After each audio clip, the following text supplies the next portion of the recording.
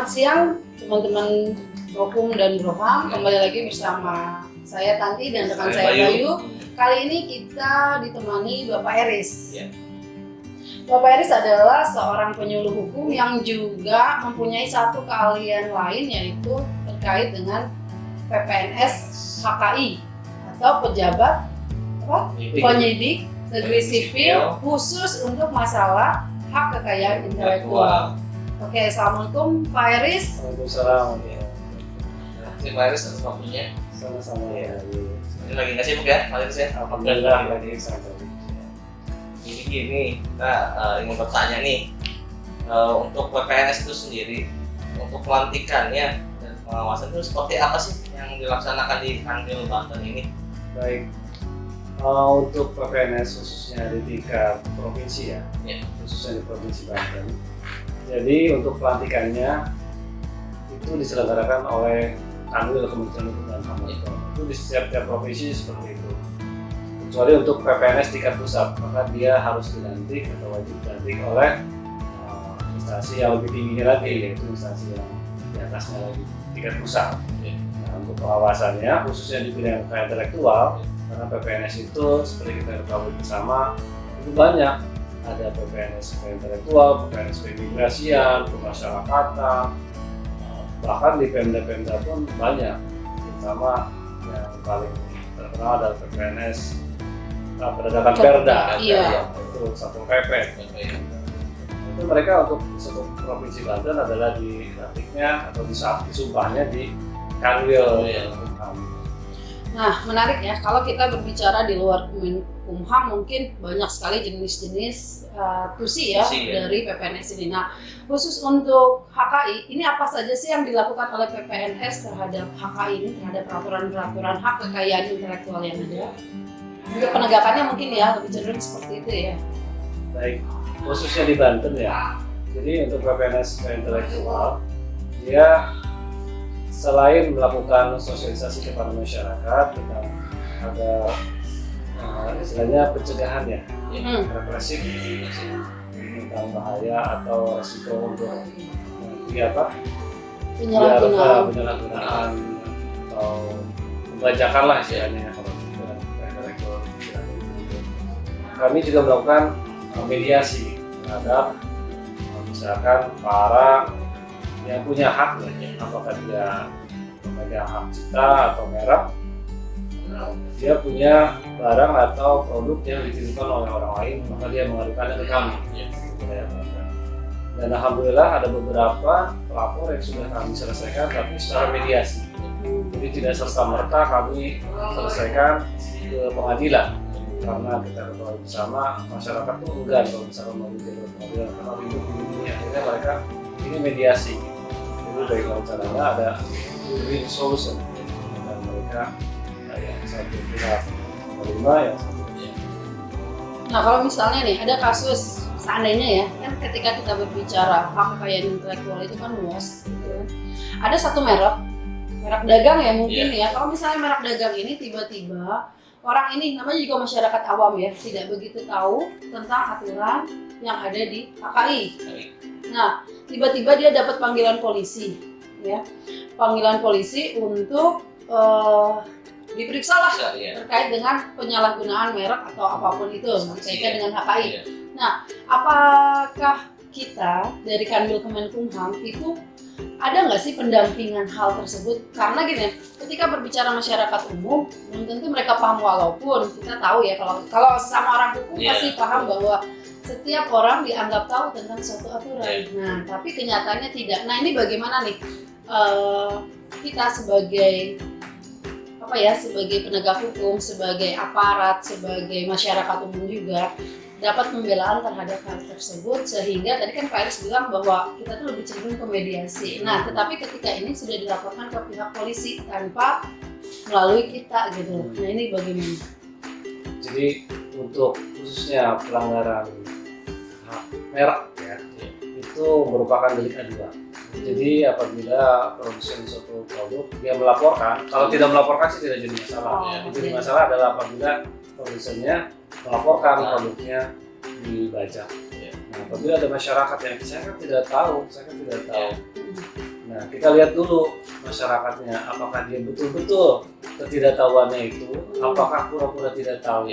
Kalau misalkan kita lihat kok ketidaktahuan, tapi kok produksinya besar sekali, banyak sekali, hingga kemana-mana distribusi daerah, kami rasa itu bukan suatu ketidaktahuan, tapi ada unsur kesengajaan. Maka hal-hal yang seperti itu kita harus pilih. Dan untuk pendampingan, kalau misalnya bagi masyarakat yang sama sekali tidak tahu terus dia dilaporkan ke pihak kepolisian, maka kami akan bekerja sama dengan rekan-rekan yang ada di LBH yang sudah terakreditasi di kami. Kita akan membantu mencoba untuk berdampingan dengan LBH tersebut, membantu masyarakat. Jadi teman-teman di luar sana, ketika memang ada masalah dan betul-betul kita tidak paham, khususnya apalagi terkait dengan masalah hak kekayaan intelektual ini, mangga silahkan datang ke Kanwil Kemenkumham Banten untuk bertanya ataupun konsultasi, berdiskusi. Karena di sini kita semua welcome. Mangga silahkan siapapun boleh datang ke sini. Ini adalah salah satu tempat untuk kita menambah ilmu, kita sharing, kita mendaftarkan kekayaan intelektual kita juga. Jadi kita bisa tahu gitu. Kita dilindungi bukan hanya karena memiliki suatu produk, tapi juga kita juga diajak, diedukasi untuk tahu tentang hak kekayaan intelektual itu apa saja. Jadi balik lagi nih ke PPNS, berapa banyak kasus yang sudah ditangani oleh Kanwil saja gitu loh. Untuk mungkin beberapa tahun ke belakang, 5 tahun atau 3 tahun ke belakang lah gitu. Baik, kalau untuk kasus sendiri sih memang sangat minim ya. Kita baru menyelesaikan beberapa kasus saja, kurang lebih ada 2 kasus. Itu pun karena masyarakat sebetulnya masih bingung mau melapor kemana. Jadi pada saat mereka terjadi pelanggaran atas merek mereka atau hak cipta mereka, apakah itu cipta, paten dan lain sebagainya, mereka bingung, saya lapornya kemana ya? Apakah ke Satpol PP katanya? Apakah ke polisi? Tapi polisi ribut, mereka masih awam akan adanya PPNS atau pegawai pendidik pegawai negeri sipil khusus yang menangani kekayaan intelektual. Jadi kami masih dalam tahap proses untuk mensosialisasikan ke masyarakat, tidak hanya saja pentingnya pendaftaran merek atau HKI secara umum, tapi kami juga ingin mensosialisasikan ke masyarakat apabila terjadi pelanggaran. Jadi masyarakat kemana? Harus kemana konsultasinya, harus kemana mengadunya. Jadi kami arahkan juga secara bertahap. Alhamdulillah sudah ada beberapa orang yang sudah mengadu ke kami dan sudah dapat diselesaikan. Mungkin buat teman-teman yang menyaksikan kita hari ini, sebetulnya ini adalah informasi juga untuk teman-teman di sana bahwa Kementerian Hukum HAM itu tidak hanya berbicara masalah masyarakatan, imigrasi, tetapi juga masalah kekayaan intelektual. Di sini sudah banyak teman-teman kita yang bisa disebut ahli yang sudah berpengalaman untuk menangani hal tersebut, mulai dari pendaftaran, kemudian ketika ada permasalahan. Nah, kalau bisa jangan ragu gitu ya, datang saja ke Kanwil. Mungkin kalau Pak Eris ada nggak sih masukan atau saran buat teman-teman di luar sana terkait dengan KI? Yang terbaru itu ada informasi yang sangat menarik. Mungkin sekarang sudah dunia digital ya, internet, akses mudah informasi kita dapatkan. Tetapi dengan kemudahan itu bukan serta-merta kita bebas untuk mengambil suatu karya dari orang lain. Contoh yang terbaru adalah dari kami ada yang masuk itu tentang pelanggaran font.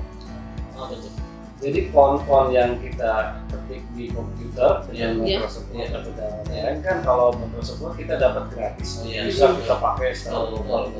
Namun ada font-font khusus yang memang kalau kita mau menggunakan itu harus berbayar.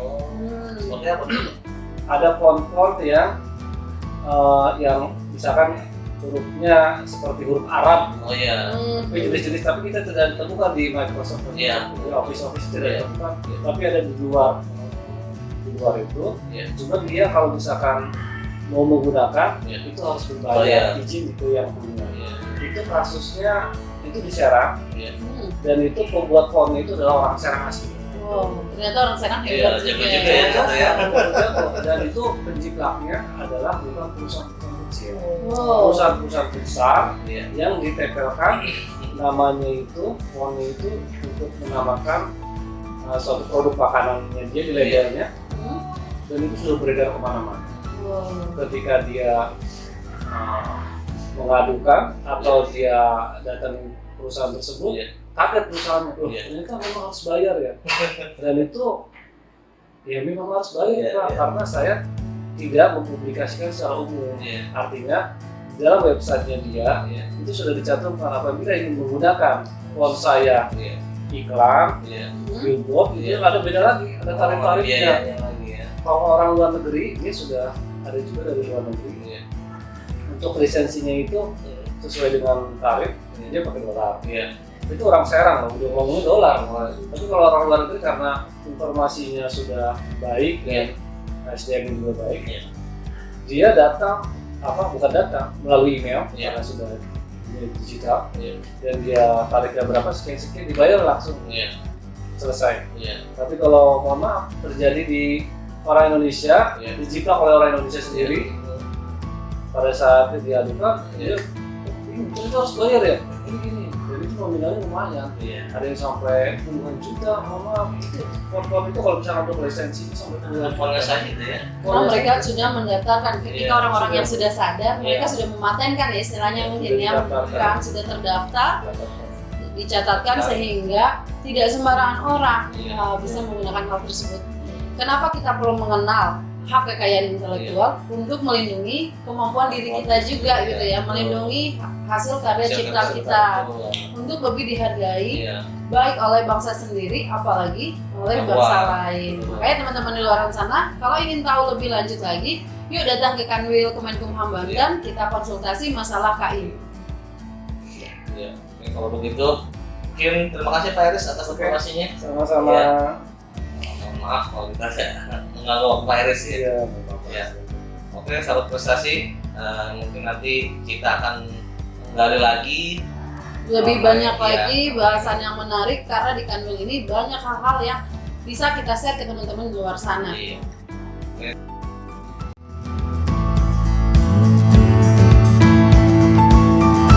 Oke, kalau begitu Jangan lupa Mbak,